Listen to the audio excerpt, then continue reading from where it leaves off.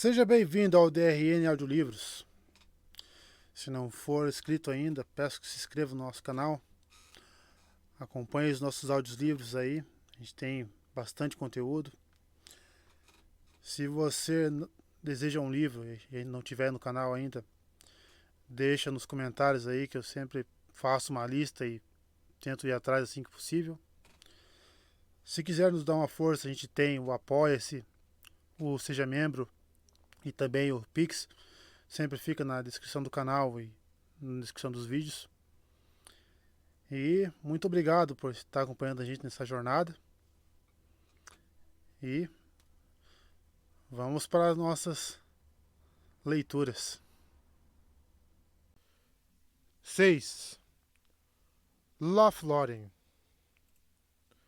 Ai de nós. Receio que não podemos ficar mais tempo por aqui, comentou Aragorn. Olhou para as montanhas e ergueu a espada. Adeus, Gandalf, exclamou. Eu não te disse. Se passares pelas portas de Moria, toma cuidado. Ai de mim que falei a verdade. Que esperanças temos sem ti? Voltou-se para a comitiva. Precisamos nos arranjar sem esperança, disse ele. Pelo menos ainda poderemos nos vingar. Aprestemo-nos e não choremos mais. Vinde. Temos uma longa estrada e muito que fazer. Levantaram-se e olharam em torno. Ao norte, o vale subia para uma ravina de sombras entre dois grandes braços das montanhas, acima da qual reluziam 3 picos brancos: Celebedil, Fanuidol e Caradras, as montanhas de Moria. Na ponta da ravina corria uma torrente como renda branca, sobre uma escada infinda de breves cascatas, e uma névoa de espuma peidia no ar em torno dos sopés das montanhas. Ali está a escada do riacho escuro, disse Aragorn apontando a cachoeira. Deveríamos ter descido pelo caminho profundamente entalhado que vem pelo flanco da torrente, se tivesse sido mais clemente a sorte. Ou menos cruel, Caradras, comentou Gimli. Ali se ergue, sorrindo ao sol. Sacudiu o punho para o mais longínquo dos picos encimados de neve e lhe deu as costas. A leste, o braço estendido das montanhas atingia um fim súbito, e além delas era possível divisar terras distantes, amplas e vagas. Ao sul, as montanhas nevoentas afastavam-se infindas até onde a vista alcançava. A menos de 1 milha de distância e um pouco abaixo delas, visto que ainda estavam bem alto da borda ocidental do vale, estendia-se um lago. Era longo e oval, em forma de uma grande ponta de lança que penetrava fundo na ravina ao norte. Mas a extremidade sul estava além das sombras, sob o céu ensolarado. Porém, suas águas eram escuras, de um azul profundo, como o límpido céu do anoitecer, visto de um recinto iluminado por lâmpadas. Sua superfície era imóvel e imperturbada. Um relvado liso o circundava, descendo em camadas por todos os lados, até a beira nua e ininterrupta. Ali jaz o espelhágua, o profundo Queled Zaran, disse Gimli tristemente. Lembro-me de que ele disse: que tenhas a alegria da visão, mas não podemos nos demorar ali. Agora hei de viajar longe antes de ter alegria outra vez. Sou eu quem preciso partir às pressas, e é ele quem precisa ficar. Então a comitiva desceu pela estrada dos portões. Era áspera e destruída, reduzindo-se a uma trilha serpenteante entre urze e tojo, que se espremia em meio às pedras rachadas. Mas ainda era possível ver que outrora uma grande estrada calçada subira, fazendo curvas, das terras baixas rumo ao reino dos anãos. Em alguns lugares havia obras de pedra arruinadas junto à trilha, e montículos verdes encimados por bétulas esguias ou abetos suspirando ao vento. Uma curva para o leste levou-os mesmo à borda do gramado do espelhágua. E ali, não longe da beira da estrada, erguia-se uma coluna isolada de topo quebrado. Essa é a pedra de Durin, exclamou Gimli. Não posso passar sem me desviar por um momento para contemplar a maravilha do vale. Então se breve, disse Aragorn, olhando para os portões atrás dele. O sol se põe cedo. Quem sabe os orcs não saiam antes do entardecer, mas temos de estar bem longe antes do cair da noite. A luz está quase sumida, e hoje a noite será escura.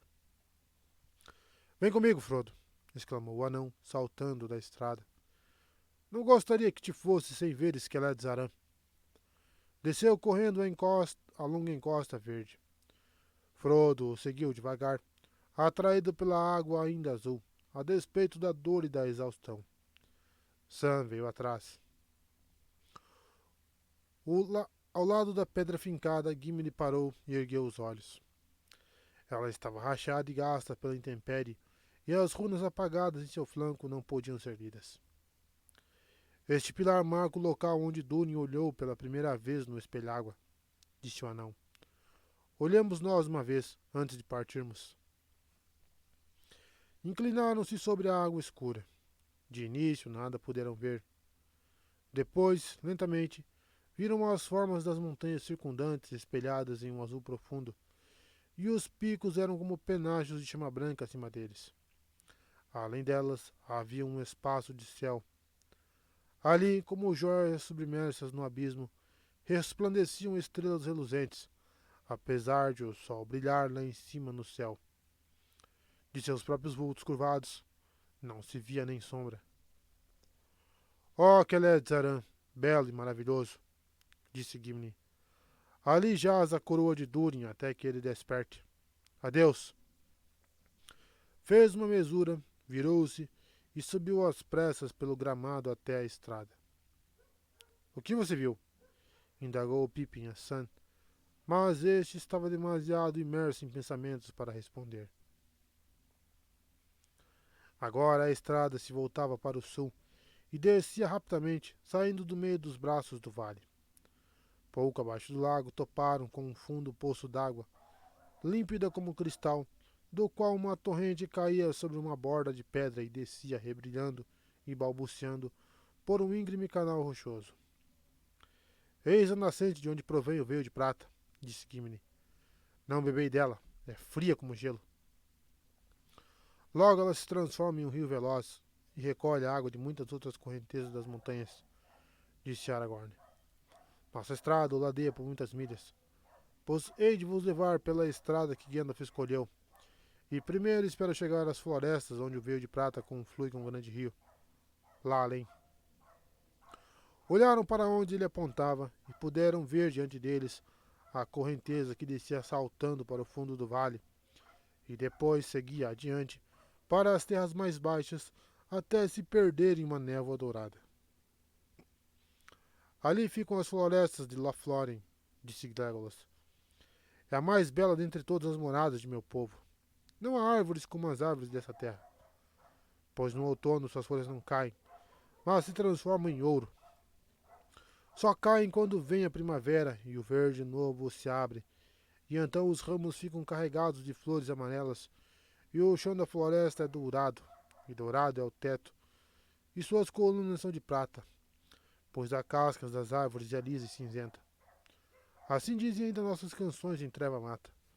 Meu coração se alegraria se eu estivesse sob o beiral dessa floresta e fosse primavera. Meu coração se alegrará mesmo no inverno, disse Aragorn. Mas está a muitas milhas de distância. Apressemo-nos.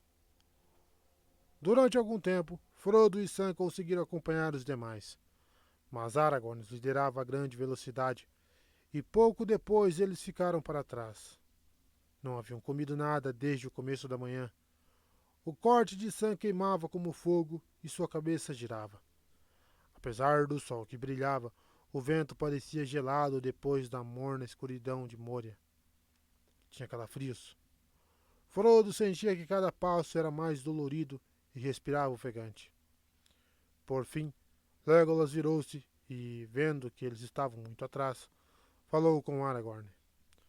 Os demais pararam e Aragorn voltou correndo, chamando Boromir para vir com ele. Lamento, Frodo, exclamou ele, pleno de preocupação. Tanta coisa aconteceu hoje, temos tanta necessidade de pressa, que esqueci que você estava ferido, e Sam também. Deviam ter falado. Nada fizemos para aliviá-los como devíamos, apesar de todos os orcs de Moria nos perseguirem. Agora venham. Um pouco adiante há um lugar onde podemos ter algum descanso. Ali farei o que puder por vocês. Vem, Boromir. Vamos carregá-los. Logo depois deram com outro riacho que descia do oeste e juntava suas águas borbulhantes com um apressado veio de prata. Juntos, mergulhavam por uma cascata de pedra esverdeada e caíam espumando em um pequeno vale.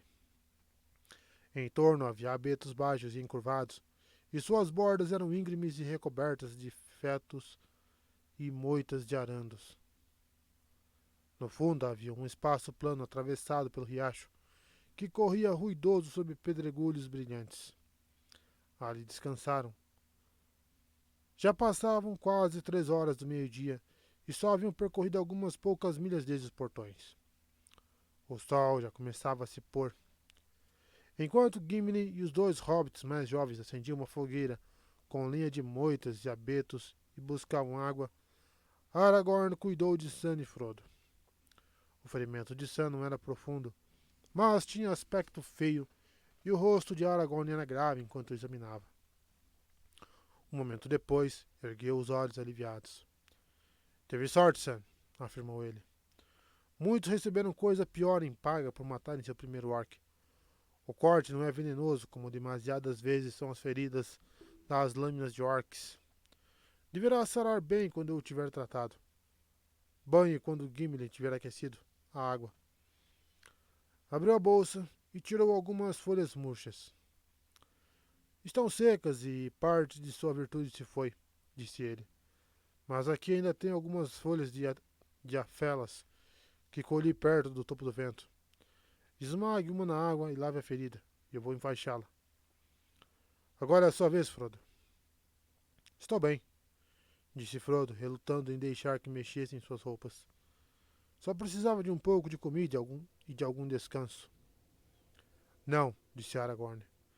Precisamos olhar para ver o que o martelo e a bigorna fizeram com você. Ainda me admiro de que esteja vivo. Com cuidado, tirou a velha jaqueta de Frodo e a túnica surrada e ofegou de espanto. Depois riu. O colete de prata rebrilhava diante de seus olhos como a luz no mar encrespado.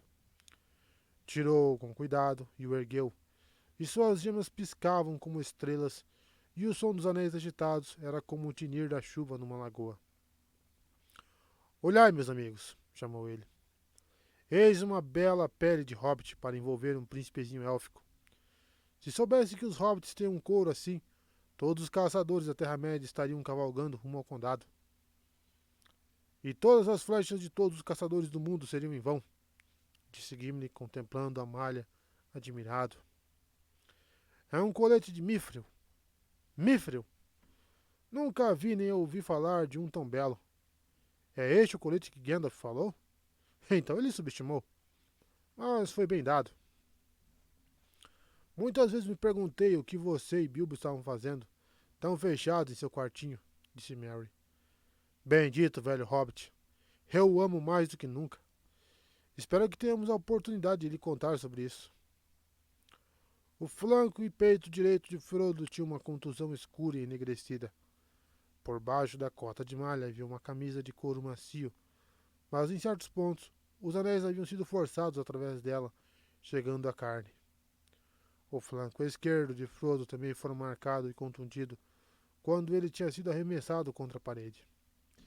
Enquanto os demais aprontavam a comida, Aragorn banhou as feridas com água em que fora embebida áfelas.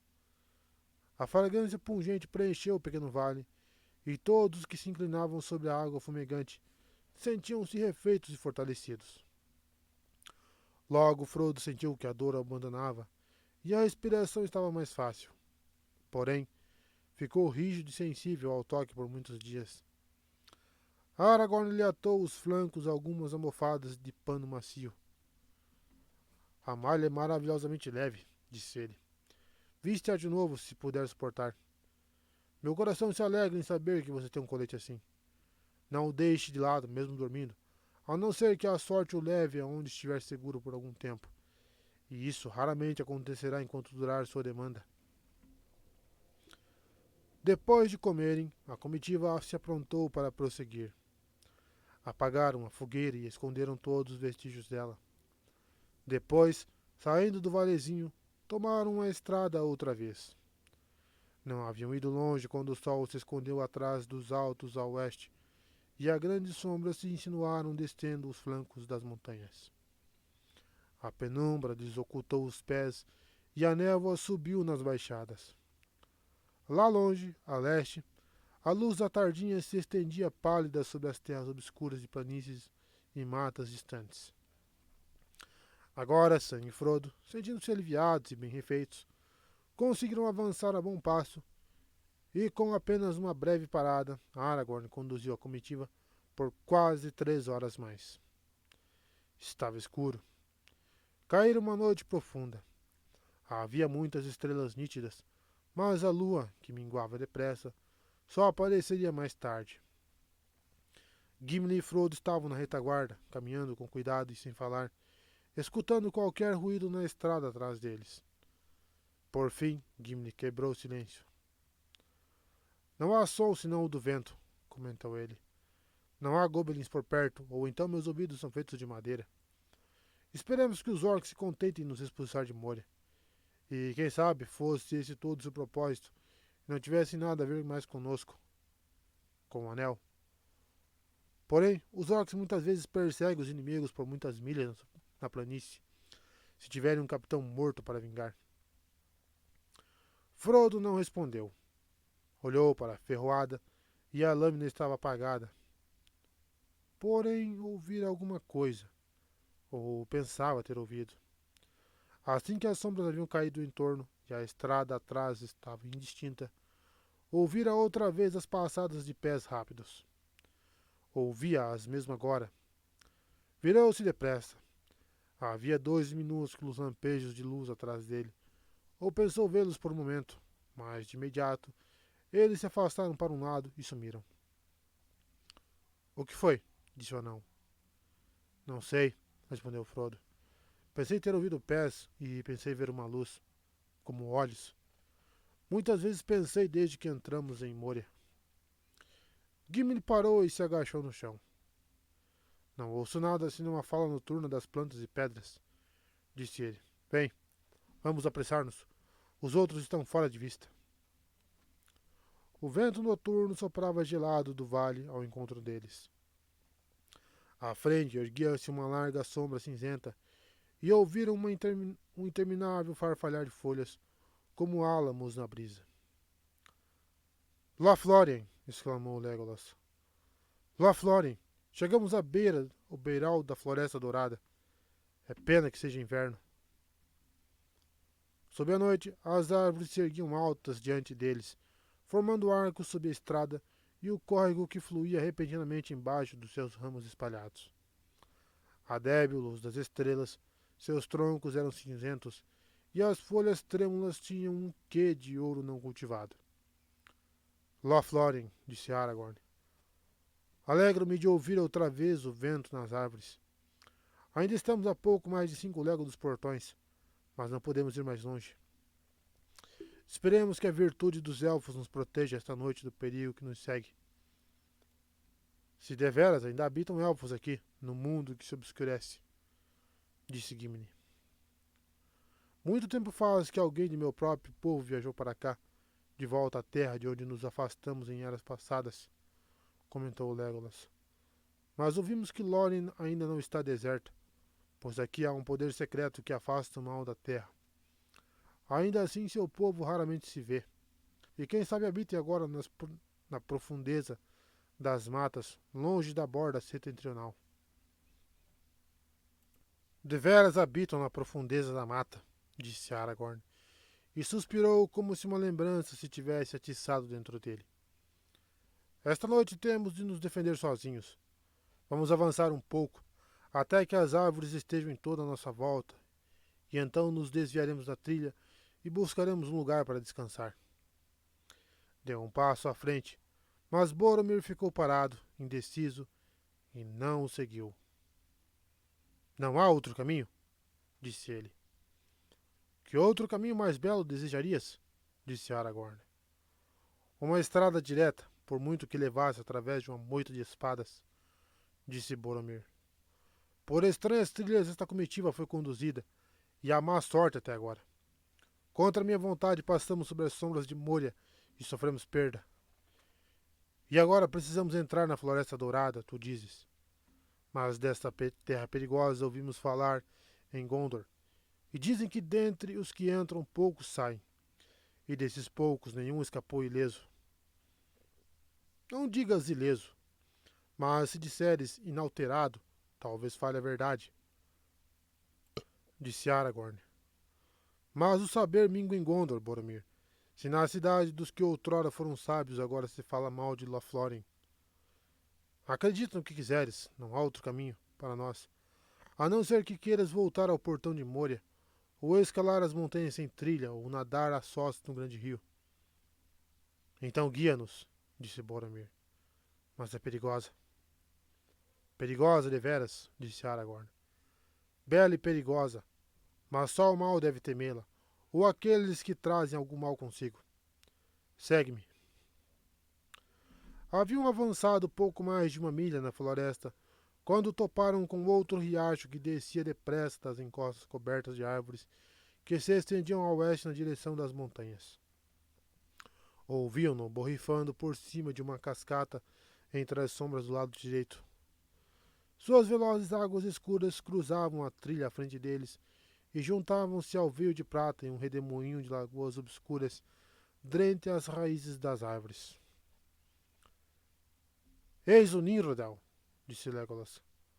Sobre este riacho os elfos silvestres fizeram muitas canções tempos atrás, e ainda as cantamos no norte, recordando o arco-íris em suas cascatas e as flores douradas que flutuavam em sua espuma.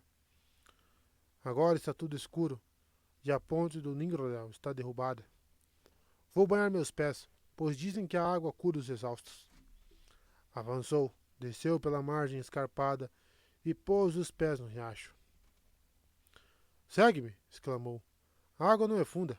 Vamos passar o val. Na margem oposta podemos repousar, e o som da água caindo poderá nos trazer o sono e o esquecimento do pesar. Um a um, desceram e seguiram Legolas. Por um momento, Frodo parou na margem e deixou a água correr sobre os pés cansados. Era fria, mas seu toque era limpo e, à medida que prosseguiu e ela lhe subiu até os joelhos, sentiu que a nódoa da viagem e toda a exaustão eram lavadas dos seus membros. Quando toda a comitiva tinha atravessado, sentaram-se e descansaram e comeram algum alimento. E Legolas lhe contou as histórias de Lothlórien que os elfos de Treva-mata ainda o mantinham no coração, da luz do sol e das estrelas nos prados junto ao grande rio, antes que o mundo ficasse cinzento. Por fim, fez-se silêncio, e ouviram a música da cascata fluindo docemente nas sombras. Frodo quase imaginava poder ouvir uma voz a cantar, mesclada ao som da água. Ouves a voz de Ninrodel? Perguntou Legolas. Cantar-vos-ei uma canção da donzela Ninrodel, que levava o mesmo nome do riacho junto do qual vivia muito tempo atrás. É uma bela canção em nossa língua da floresta, mas é assim que soa na fala o Vestron, como alguns a cantam agora em Valfenda. Em sua voz suave, que mal se ouvia em meio ao farfalhar das folhas acima deles, ele começou. Donzela élfica ouve outrora, qual astro de dia armado, ouro seu alvo manto decora, e a prata o seu calçado. Estrela leva a fronte atada, luz nos cabelos tem, qual o sol na áurea ramada, na bela Lórien. Tem longos cachos, mãos de neve, livres caminhos trilha, no vento a passear tão leve, qual folha de uma tilha. Na cachoeira de Ninrodel, de clara água corrente, qual prata caiu o canto seu, no belo lago luzente. Ignora-se onde anda agora, se a sombra ou o sol desceu, pois Ninrodel se foi embora, nos montes se perdeu. Anal dos elfos em Porto Gris, na costa abrigada. Por muitos dias notícias quis, esperando sua chegada. À noite um vento das terras do norte, rugindo se levantou. Anal tomando de tal sorte, que da praia a afastou. A terra sumira ao romper da aurora, e cinzentas montanhas, por trás das ondas iam-se embora, para além de espumas tamanhas. Ambroth contempla a costa ao léu, e a vaga longe a arrasta, amaldiçoando o anão infiel, que de Nimrodel o afasta. Rei élfico de outrora era, senhor de vale e mata, sob ramos de ouro que a primavera em Lothlórien desata. De leme ouviram saltando ao mar, qual flecha deixando o arco, na água profunda mergulhar, gaivota voando do barco. Cabelo ao vento, triste sorte, em torno clara espuma, já longe o viam, belo e forte, qual cisne a terra arruma. Do oeste não veio voz propícia, na costa de cá, nos cais, os elfos não ouviram notícia, de Ambroth nunca mais. A voz de Legolas vacilou e a canção cessou. Não posso cantar mais, afirmou ele. Essa é somente uma parte, pois esqueci muita coisa. É longa e triste, pois conta como o pesar acometeu Lothlórien, Lórien da Flor, quando os anãos despertaram o mal nas montanhas. Mas os anãos não fizeram mal, disse Gimli. Eu não disse isso. Porém o mal veio, respondeu Legolas com tristeza. Então muitos dos elfos da gente de Nimrodel deixou suas moradas e partiram, e ela se perdeu longe no sul, no passo das Montanhas Brancas, e não chegou ao navio onde Amroth, seu amante, a aguardava. Mas na primavera, quando o vento sopra nas folhas novas, o eco de sua voz ainda pode ser ouvido junto às cascatas que têm seu nome. E quando o vento está no sul, a voz de Ambroth vem subindo do mar, pois o Nimrodel conflui com o Veio de Prata, que os elfos chamam Celebrante, e o Celebrante com o Anduin, o Grande, e o Anduin flui para a baía de Belfalas, de onde os elfos de Lórien zarparam. Mas nem Nimrodel, nem Ambroth jamais voltaram. Contam que ela tinha uma casa construída nos ramos de uma árvore que crescia junto às cascatas, pois era esse o costume dos elfos de Lórien, habitar nas árvores, e quem sabe ainda seja assim. Por isso eram chamados de Galadrim, o povo das árvores. Na profundeza de suas florestas, as árvores são muito grandes. O povo das matas não escavava o solo como os anãos, nem construía fortificações de pedra antes que viesse a sombra. E mesmo nesses dias recentes, pode-se pensar que habitar nas árvores é mais seguro que sentar-se no chão, disse Gimli. Olhou o outro lado da correnteza para a estrada que levava de volta ao vale do Riacho Escuro, e depois ergueu os olhos para o teto de ramos escuros lá em cima. Tuas palavras trazem bom conselho, Gimli, disse Aragorn. Não podemos construir uma casa, mas esta noite faremos como os Galadrim e buscaremos refúgio nas copas das árvores, se pudermos. Já ficamos sentados aqui à beira da estrada por mais tempo que o recomendável. Então a comitiva abandonou a trilha e penetrou na sombra das matas mais profundas, para o oeste, ao longo do riacho da montanha, afastando-se do Veio de Prata. Não longe das cascatas do Nimrodel, encontraram um grupo de árvores, algumas das quais se inclinavam sobre o riacho. Seus grandes troncos cinzentos tinham circunferência enorme, mas a altura não podia ser estimada. Vou escalar, disse Legolas. Entre as árvores estou em casa, por raiz ou ramo, apesar de estas serem de uma espécie que me é estranha, exceto como um nome nas canções. Melirne elas se chamam, e são as que dão a flor amarela. Jamais escalei uma. Agora verei qual é a sua forma e modo de crescer. Qualquer que seja, disse Pippin, serão árvores maravilhosas, de fato, se puderem oferecer repouso à noite, exceto aos pássaros. Não posso dormir Não posso dormir no puleiro. Então cava um buraco no chão, disse Legolas. Se isso for mais a moda de tua espécie. Mas deve cavar depressa e fundo se quiseres esconder-te dos orcs. Saltou de leve, deixando o solo e apanhando um galho que saía do tronco muito acima de sua cabeça. Mas, enquanto pendia ali por um momento, uma voz falou de repente nas sombras da árvore acima dele. Daro! Disse ela em tom de comando, e Legolas deixou-se cair de volta ao solo, surpreso e temeroso. Encostou-se ao tronco da árvore. Ficai imóveis, cochichou para os demais. Não vos mexei nem falai. Ouviu-se o som de risos suaves sobre suas cabeças, e então outra voz falou em língua élfica. Frodo pouco conseguiu entender do que foi dito, pois a fala que o povo silvestre, a leste das montanhas, usava entre si era diverso daquele do oeste. Legolas ergueu os olhos e respondeu na mesma língua. Quem são eles e o que dizem? Perguntou Merry. São elfos, disse Sam. Não está ouvindo as vozes deles? Sim, são elfos, disse Legolas. E dizem que respiras tão alto que poderiam te alvejar no escuro. Sam, apressado, pôs a mão sobre a boca. Mas também dizem que não precisas temer. Faz tempo que estão a par de nós.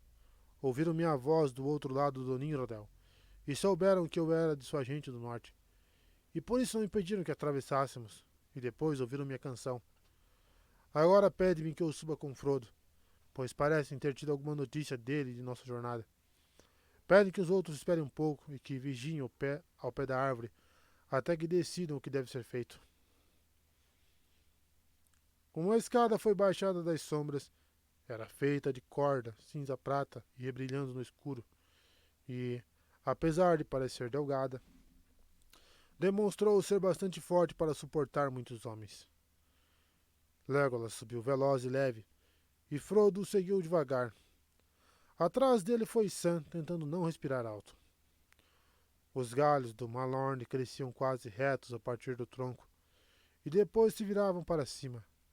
Mas, junto ao topo, o caule principal se dividia em uma copa de muitos ramos, e entre esses descobriram que fora construída uma plataforma de madeira, ou eirado, como tais coisas eram chamadas naqueles dias. Os elfos chamavam aquilo de talã. O acesso era por um buraco redondo no centro, através do qual passava a escada. Quando Frodo finalmente chegou em cima do eirado, encontrou Legolas sentado com 3 outros elfos. Trajavam um cinza sombrio e não podiam ser vistos entre os caules da árvore, a não ser que se mexessem de repente. Levantaram-se e um deles destapou uma pequena lâmpada que emitiu um estreito facho prateado. Ergueu-a, olhando o rosto de Frodo e de Sam. Depois voltou a fechar a luz e falou palavras de boas-vindas em sua língua élfica. Frodo respondeu, hesitante. Bem-vindo, repetiu então o elfo na língua comum, falando devagar. Raramente usamos outra língua que não a nossa, pois agora habitamos no coração da floresta e não lidamos de bom grado com qualquer outro povo. Mesmo nossa própria gente no norte está apartada de nós. Mas há alguns entre nós que ainda deixam nossa terra para saber de notícias e vigiar nossos inimigos, e eles falam os idiomas de outras terras. Eu sou um deles. Haldir é meu nome. Meus irmãos Rumil e Orofin pouco falam de vossa língua. Mas ouvimos rumores de vossa vinda, pois os mensageiros de Elrond passaram por Lórien a caminho de casa, subindo pela escada do Riacho Escuro. Não tínhamos ouvido falar dos hobbits, dos pequenos, por muitos anos, e não sabíamos que ainda habitavam na Terra-média. Não pareceis malvados, e, já que vindes com um elfo de nossa gente, estamos dispostos a vos amparar como Elrond pediu. Porém, não é nosso costume conduzir estranhos por nossa terra. Mas deveis ficar aqui esta noite. Quantos sois? 8, disse Legolas. Eu, 4 hobbits e 2 homens, um dos quais, Aragorn, é um amigo dos elfos do povo de Ocidente. O nome de Aragorn, filho de Arathorn, é conhecido em Lórien, comentou Haldir, E ele tem o favor da senhora. Então está tudo bem. Mas até agora só falaste de 7. O oitavo é um anão, respondeu Legolas. Um anão? Disse Haldir. Isso não está bem. Não lidamos com os anãos desde os dias sombrios. Não lhe permitiremos entrar em nossa terra. Não posso consentir que ele passe. Mas ele vem da Montanha Solitária. É do confiável povo de Dain, amigo de Elrond, disse Frodo. O próprio Elrond o escolheu para ser um de nossos companheiros, e tem sido bravo e fiel. Os elfos confabularam em voz baixa e questionaram Legolas em sua própria língua. Muito bem, respondeu Haldir finalmente. Faremos isso, apesar de ser a contragosto. Se Aragorn e Legolas o vigiarem e responderem por ele, há de passar, mas deve andar vendado por Lothlórien. Mas agora não devemos debater mais. Vossa gente não pode permanecer no solo. Estivemos vigiando os rios desde que vimos uma grande tropa de orcs rumando ao norte, na direção de Moria, ao longo dos sopés das montanhas, muitos dias atrás. Os loibos uivam nos limites da floresta. Se deveras viestes de Moria, o perigo não pode estar muito atrás. Amanhã cedo deveis prosseguir. Os 4 hobbits hão de subir aqui e ficar conosco. Não os tememos. Há outro talã na árvore ao lado. Ali devem refugiar-se os demais. Tu, Legolas, precisa responder-nos por eles. Chama-nos se houver algo errado, e mantenha os olhos nesse anão. Legolas desceu a escada de imediato para levar a mensagem de Haldir, e logo depois Merry e Pippin subiram com dificuldade para o eirado alto. Estavam ofegantes e pareciam um tanto assustados. Aí está, disse Merry arfando. Alçamos os cobertores de vocês junto com os nossos. Passo Largo escondeu todo o resto da nossa bagagem em um monte alto de folhas. Não tinhais necessidade de vossos fardos, disse Haldir. Nos topos das árvores faz frio no inverno, apesar de hoje o vento estar no sul. Mas temos comida e bebida para vos dar que afastarão a gelidez noturna, e temos peles e mantos de sobra. Os hobbits aceitaram este segundo, e bem melhor, jantar de muito bom grado. Depois envolveram-se para se aquecerem, não apenas nas mantas de peles dos elfos, mas também em seus próprios cobertores, e tentaram pegar no sono. Mas, por muito que estivessem exaustos, só Sam teve facilidade em fazê-lo. Os hobbits não gostam de alturas e não dormem no andar de cima, mesmo que haja andar de cima. O eirado não lhes agradava nem um pouco como dormitório. Não tinha paredes, nem mesmo um corrimão. Só de um lado havia uma leve tela trançada que podia ser movida e fixada em diferentes lugares conforme o vento. Pippin ficou conversando um pouco. Espero que se eu realmente adormecer neste polido de aves, não olhe para fora, disse ele. Uma vez que eu adormecer, disse Sam, vou continuar dormindo, quer role para fora ou não. E quanto menos falar, mais cedo vou dormir, se me entende. Frodo ficou algum tempo deitado desperto e olhou as estrelas lá em cima, brilhando através do pálido teto de folhas trêmulas. Sam roncava ao seu lado, muito antes de ele próprio fechar os olhos. Podia ver, indistintamente, os vultos cinzentos de 2 elfos sentados imóveis, com os braços em torno dos joelhos, falando em sussurros. O outro descera para vigiar em um dos ramos inferiores. Por fim, embalado pelo vento nos galhos lá em cima e pelo doce murmúrio das cascatas do Ninrodel lá embaixo, Frodo adormeceu com a canção de Legolas rodando em sua mente. Acordou tarde da noite. Os outros hobbits dormiam. Os elfos haviam ido embora. A lua de foice reluzia fraca entre as folhas. O vento parara. A pouca distância, ouvi um riso áspero e as pisadas de muitos pés no chão lá embaixo. Houve um retinir de metal. Os sons desapareceram pouco a pouco e pareceram rumar para o sul, entrando na floresta. De repente, surgiu uma cabeça pelo buraco do eirado. Frodo sentou-se alarmado e viu que era um elfo de capuz cinzento. Ele olhou para os hobbits. O que é? Disse Frodo.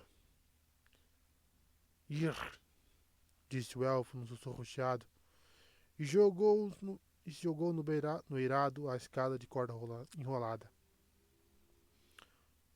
Orcs! Exclamou Frodo. O que estão fazendo? Mas o elfo se fora. Não houve mais ruídos. Até as folhas estavam em silêncio e as próprias cascatas pareciam ter calado. Frodo sentou-se e sentiu calafrios em suas cobertas. Estava grato por não terem sido apanhados no chão, mas sentia que as árvores proporcionavam pouca proteção, exceto como esconderijo. Os orcs eram alertas como cães de caça farejando, dizia-se, mas também sabiam escalar. Sacou ferroada. Ela reluziu e brilhou como uma chama azul. Depois voltou a se apagar lentamente e perdeu o brilho. Apesar de sua espada ter se apagado, a sensação de perigo imediato não abandonou Frodo. Na verdade, ficou mais forte. Levantou-se e engatinhou até a abertura e espiou para baixo. Tinha quase certeza de que podia ouvir movimentos furtivos ao pé da árvore, bem abaixo. Não eram elfos, pois o povo da floresta era bem silencioso em seus movimentos. Depois ouviu fracamente o som como de fungada. E algo parecia estar subindo pela casca do tronco.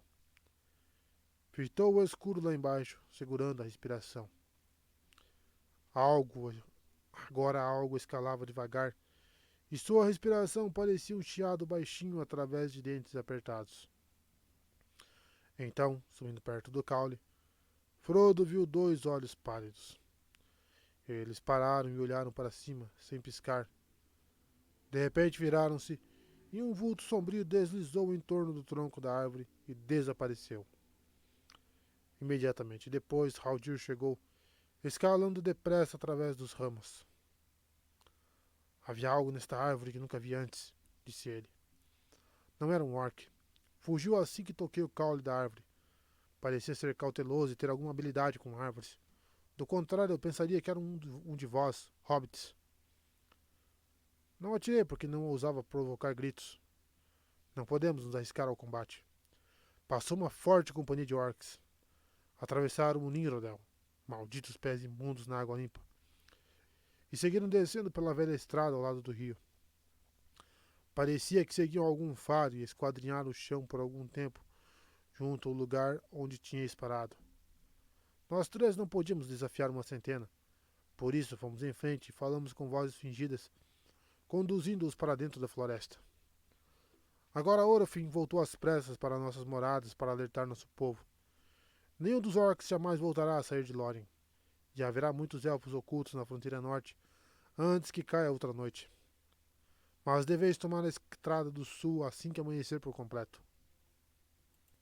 O dia chegou pálido do leste. A luz, à medida que aumentava, era filtrada pelas folhas amarelas do Malorn, e aos hobbits parecia que brilhava o sol precoce de uma manhã fresca de verão. O céu azul claro espiava por entre os galhos em movimento. Olhando por uma abertura do lado sul do eirado, Frodo viu todo o vale do Veio de Prata, estendendo-se como um mar de ouro não cultivado, ondulando de leve na brisa. A manhã ainda era jovem e fria quando a comitiva partiu outra vez, agora guiada por Haldir e seu irmão Humil. Adeus, doce Ninrodel, exclamou Legolas. Frodo olhou para trás e vislumbrou um lampejo de espuma branca entre os caules cinzentos das árvores. Adeus, disse ele. Parecia-lhe que nunca mais ouviria uma água corrente tão bela, sempre mesclando suas incontáveis notas numa música infinda e variegada. Voltaram à trilha que ainda prosseguia ao longo da margem oeste do Veio de Prata e por alguma distância seguiram na rumo ao sul. Havia pegadas de pés de orcs na terra, mas logo Haldir se desviou entre as árvores e parou na margem do rio, sobre as sombras delas. Ali está um do meu povo na outra margem do rio, disse ele, apesar de não poder desvê-lo. Emitiu um chamado, como um assobio baixo de uma ave, e um elfo saiu de um matagal de árvores jovens, trajando, trajando cinza, mas com o capuz jogado para trás. Seus cabelos brilhavam como o ouro ao sol da manhã. Haldir habilmente lançou por cima do rio um rolo de corda cinzenta, e ele a apanhou e amarrou a extremidade ao redor de uma árvore perto da margem. O Quelebrante já é um rio vigoroso aqui, como verdes, comentou Haldir, e corre ao mesmo tempo veloz e fundo, e é muito frio. Não pomos os pés nele tanto ao norte, a não ser que precisemos. Mas nesses dias de vigilância não fazemos pontes. É assim que atravessamos. Segue-me. Prendeu sua ponta da corda em torno de outra árvore e depois correu leve sobre ela, por cima do rio e de volta, como se estivesse numa estrada. Eu consigo andar nessa trilha, disse Legolas, mas os outros não têm tal habilidade. Precisarão nadar? Não, disse Haldir. Tenho mais duas cordas. Vamos prendê-las acima da outra, uma na altura dos ombros e a outra à meia altura, e, segurando-as, os estrangeiros deverão ser capazes de atravessar com cuidado. Quando estava pronta aquela ponte delgada, a comitiva atravessou. Alguns com cautela e lentamente, outros com maior facilidade. Dentre os hobbits, Pippin demonstrou ser melhor, pois tinha pés firmes e passou andando depressa, segurando-se com uma mão apenas, mas manteve a vista na margem oposta e não olhou para baixo. Sam passou arrastando os pés, agarrando-se com força e olhando a água pálida em redemoinhos lá embaixo, como se fosse um precipício nas montanhas. Respirou aliviado quando passara a salvo. Vivendo e aprendendo, como costumava dizer o feitor. Mas ele estava pensando em jardinagem, não em se empoleirar como pássaro ou tentar andar como aranha. Nem meu tio Andy jamais fez um truque assim. Quando finalmente toda a comitiva estava reunida na margem leste do Veio de Prata, os elfos desamarraram as cordas e enrolaram duas delas. Rumil, que ficara do outro lado, puxou a última de volta, colocou-a a tiracolo e partiu com um aceno de mão, voltando ao Ningrolel para vigiar. Agora, amigos, disse Haldir, entrastes no Naif de Lórien, ou no Gomo, como podereis dizer, pois é a terra que fica como uma ponta de lança entre os braços do Veio de Prata e de Anduin, o Grande. Não permitimos que estrangeiros espionem os segredos do Naif. A poucos deveras é mesmo permitido pôr os pés ali. Como combinamos, aqui hei de vendar os olhos de Gimli, o anão. Os demais podem andar livres por algum tempo, até que nos aproximemos mais de nossas moradas lá embaixo, em Egladil, no ângulo entre as águas. Isso não agradou a Gimli nem um pouco. A combinação foi feita sem meu consentimento, disse ele. Não caminharei vendado como um mendigo ou prisioneiro. E não sou espião. Meu povo jamais tratou com qualquer dos serviçais do inimigo. Nem causamos maus aos elfos. Não é mais provável que eu vos traia do que Legolas ou qualquer outro de meus companheiros. Não duvido de ti, disse Haldir. No entanto, é esta nossa lei. Não sou mestre da lei e não posso pô-la de lado. Fiz muito ao deixá-lo pôr os pés na outra margem do Quelebrante. Gimli estava obstinado. Plantou os pés no chão, firmes e afastados, e pôs a mão no cabo do machado. Irei em frente livre, retrucou ele, ou voltarei em busca de minha própria terra, onde é sabido que sou fiel à minha palavra, por muito que pareça sozinho no ermo. Não podes voltar, disse Haldir com severidade. Agora que vieste até este ponto, terás de ser levado diante do senhor e da senhora. Eles hão de te julgar para segurar-te ou deixar-te ir, conforme queiram. Não podes atravessar os rios outra vez, e agora há sentinelas secretas atrás de ti, pelas quais não podes passar. Serias morto antes que as visse. Gimli sacou o machado do cinto. Haldir e seus companheiros armaram os arcos. Uma praga sobre os anãos e sua obstinação, disse Legolas. Ora, exclamou Aragorn. Se eu for ainda liderar essa comitiva, deveis fazer o que vos peço. Para o anão é duro ser isolado desse modo. Seremos vendados todos, até Legolas, Isso será o melhor, por muito que eu torne a jornada lenta e monótona.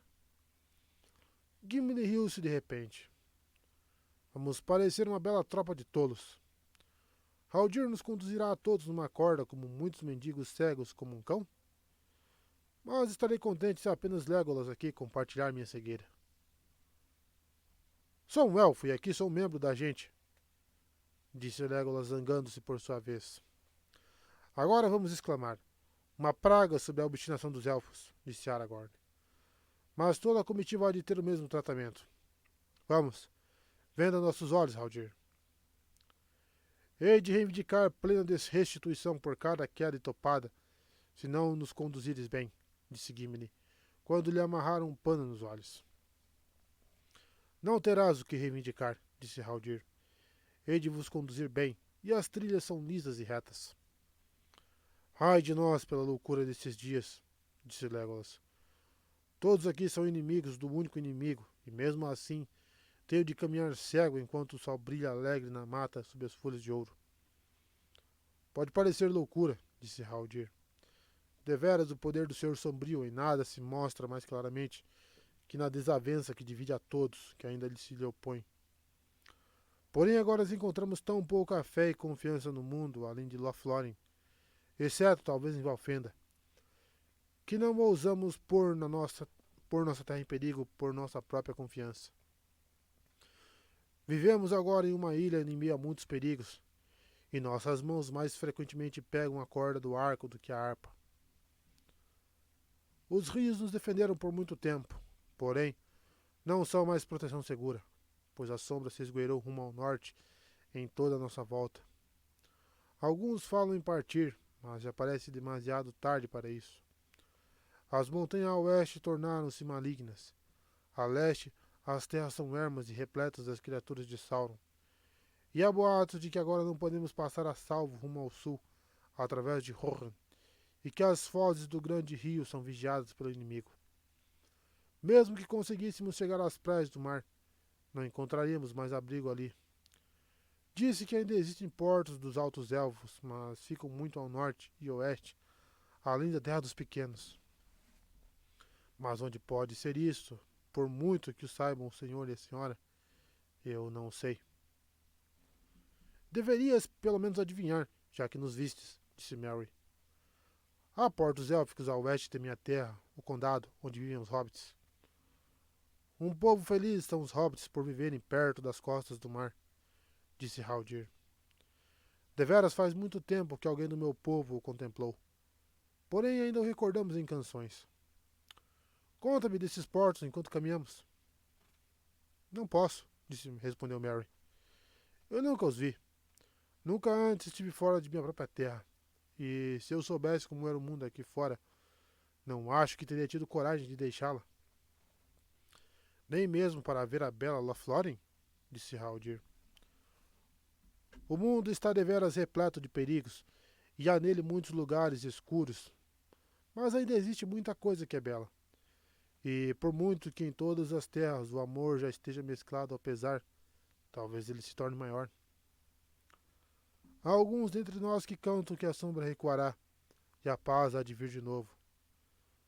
Porém não creio que o mundo ao nosso redor volte outra vez a ser como foi outrora, ou a luz do sol como era antigamente. Para os elfos, receio, acabará sendo, no melhor do caso, uma trégua, na qual poderão chegar ao mar sem impedimento e abandonar a Terra-média para sempre.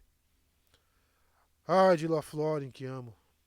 Seria uma vida miserável em uma terra onde não cresce uma lorne. Mas, se há árvores malorne além do grande mar, ninguém o relatou.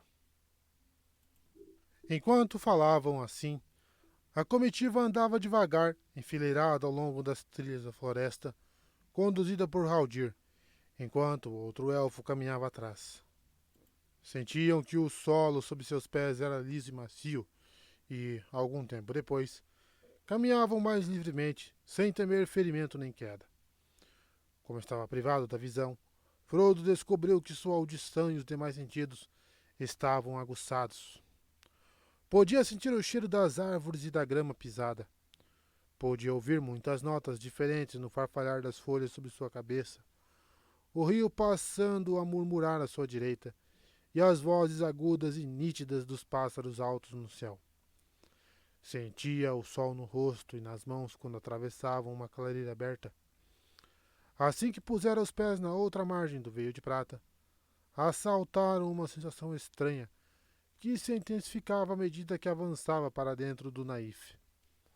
Parecia-lhe ter transposto uma ponte de tempo, chegando a um canto dos dias antigos, e que agora caminhava em um mundo que não mais existia. Em Valfenda havia lembrança de coisas antigas. Em Lórien, as coisas antigas ainda sobreviviam no mundo desperto. O mal fora visto e ouvido ali, o pesar fora conhecido. Os elfos temiam o mundo lá fora e desconfiavam dele. Lobos uivavam nas bordas da mata, mas na terra de Lórien não residia nenhuma sombra. Por todo aquele dia a comitiva seguiu marchando até sentirem chegar a tardinha fresca e ouvirem o vento noturno precoce sussurrando entre muitas folhas. Então repousaram e dormiram sem medo no chão, pois seus guias não permitiam que desvendassem os olhos e não eram capazes de escalar. De manhã, prosseguiram outra vez, andando sem pressa. Ao meio-dia pararam e Frodo se deu conta de que haviam saído para o sol brilhante. De repente, ouviu o som de muitas vozes em toda a sua volta. Uma hoste de elfos em marcha se aproximara em silêncio. Rumavam às pressas para as divisas do norte, para se proteger contra algum ataque de Moria. E traziam notícias, algumas das quais foram relatadas por Haldir. Os orcs saqueadores tinham sido emboscados e quase todos destruídos. Os remanescentes fugiram para o oeste, rumo às montanhas, e estavam sendo perseguidos. Também fora vista uma criatura estranha, correndo encurvada e com as mãos junto ao solo, como uma fera, porém não em forma de fera. Escapara à captura e não tinham atirado nela, pois não sabiam se era boa ou má, e ela desaparecera para o sul, descendo o veio de prata. Também, comentou Haldir, traze-me uma mensagem do senhor e da senhora dos Galadrim. Todos devem caminhar livres, mesmo o anão Gimli. Parece que a senhora sabe em quem e o que é cada membro de vossa comitiva. Quem sabe tenham vindo novas mensagens de Valfenda. Primeiro removeu a bandagem dos olhos de Gimli. Seu perdão, disse ele, inclinando-se muito. Olha-nos agora com olhos amigáveis. Olha e se contente, pois és o primeiro anão a contemplar as árvores do Naif e de Lórien desde o dia de Durin. Quando, por sua vez, teve os olhos descobertos, Frodo olhou para cima e tomou fôlego. Estavam de pé em um espaço aberto.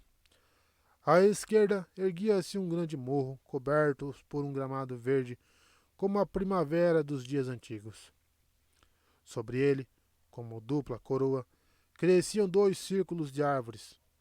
As exteriores tinham casca branca como a neve e estavam sem folhas, mas belas em sua formosa nudez. As interiores eram melirne de grande altura, ainda enfeitados de ouro pálido. Bem no alto, em meio aos ramos de uma árvore altaneira posta no centro de tudo, reluzia um eirado branco. Aos pés das árvores e por todos os verdes flancos do morro, a grama estava semeada de florezinhas douradas em forma de estrela. Entre elas, balançando em caules delgados, havia outras flores, brancas e de verde muito pálido. Lampejavam como névoa em meio ao tom intenso da grama. Por cima de tudo, o céu era azul, e o sol da tarde brilhava no morro e lançava longas sombras verdes sobre as árvores. Contemplai! Chegastes a Serim Amroth, disse Haldir. Pois este é o coração do antigo reino, tal como foi há muito tempo. E aqui está o morro de Amroth, onde em dias mais felizes foi construída sua alta casa. Aqui florescem sempre as flores do inverno na grama imarcessível. A Elanor amarela e a pálida Ninfredil. Aqui ficaremos por um tempo e chegaremos à cidade dos Galadrim ao anoitecer. Os demais se deixaram cair na grama perfumada, mas Frodo ficou mais um tempo em pé, ainda perdido em pasmo. Parecia ele ter transposto uma alta janela que dava para um mundo desaparecido. Havia sobre ele uma luz para a qual sua língua não possuía nome. Tudo o que via era formoso, mas as formas pareciam ao mesmo tempo bem delineadas, como se acabassem de ser concebidas e desenhadas quando desvendaram os olhos, e antigas, como se tivessem durado para sempre. Não via cores além das que conhecia, ouro e branco e azul e verde, mas eram frescas e pungentes, como se naquele momento ele as tivesse percebido pela primeira vez e feito para elas novos e maravilhosos. Aqui, no inverno, nenhum coração poderia lamentar-se pelo verão ou pela primavera. Nenhum defeito, nem doença, nem deformidade era visível em qualquer coisa que crescesse na terra. Na terra de Lórien não havia nódoa. Virou-se e viu que agora Sam estava parado ao seu lado, olhando em volta com expressão perplexa e esfregando os olhos como quem não tem certeza de que está desperto. Tem luz do sol e é dia claro, sem dúvida, comentou ele. Eu pensava que os elfos eram mais chegados à lua e às estrelas, mas isto é mais élfico que qualquer coisa de que já ouvi falar. Eu me sinto como se estivesse dentro de uma canção, se me entende. Haldir olhou para eles e, de fato, parecia compreendê-los em seu pensamento e palavra. Sorriu. Sentes o poder da Senhora dos Galadrim, disse ele. Agradar-vos-ia subir comigo a Selim Amroth? Seguiram-no quando ele pisou de leve as encostas gramadas. Apesar de estar caminhando e respirando, as folhas vivas e as flores em seu redor serem agitadas pelo mesmo vento fresco que lhe soprava o rosto, Frodo sentiu que estava em uma terra fora do tempo, que não se apagava nem mudava, nem caía no esquecimento. Quando tivesse partido e passado outra vez ao mundo exterior, o errante Frodo do Condado ainda iria caminhar ali, na grama entre Elanor e Ninfredil, na bela Lothlórien. Entraram no círculo de árvores brancas. Neste momento o vento sul soprou em Serim Amroth e suspirou entre os ramos. Frodo ficou imóvel, ouvindo muito ao longe os grandes mares, em praias que há tempos haviam sido arrastadas pelas águas, e o grito de aves marinhas cuja raça perecera na terra. Haldir fora em frente e agora estava subindo ao alteirado. Quando Frodo se preparava para segui-lo, pôs a mão na árvore ao lado da escada.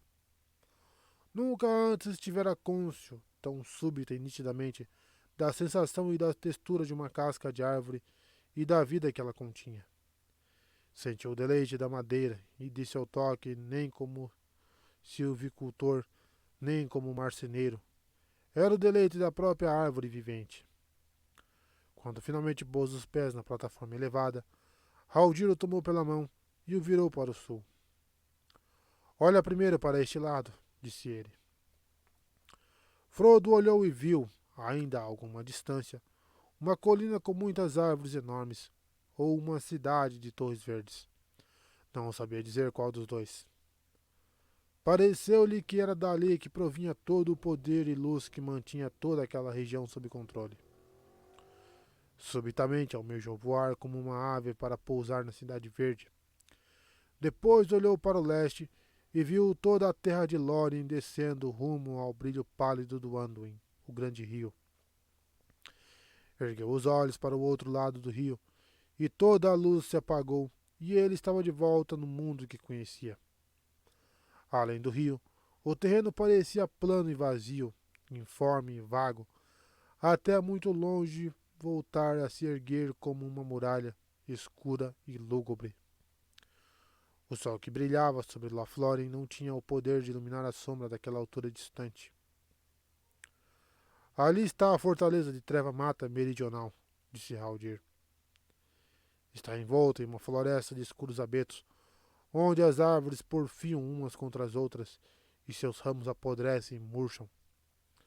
No meio, em uma elevação rochosa, ergue-se Dol Guldur, onde por muito tempo o inimigo oculto teve sua morada. Receamos que agora esteja habitado de novo e com poder septuplicado.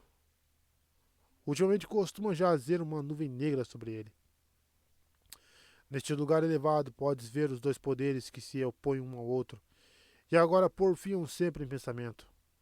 Mas, enquanto a luz percebe o coração mesmo da treva, seu próprio segredo não foi descoberto. Ainda não. Virou-se e desceu a escada depressa, e eles o seguiram. No sopé do morro, Frodo encontrou Aragorn, parado, imóvel e silencioso como uma árvore. Mas tinha na mão uma florzinha dourada de Elanor e luz em seus olhos.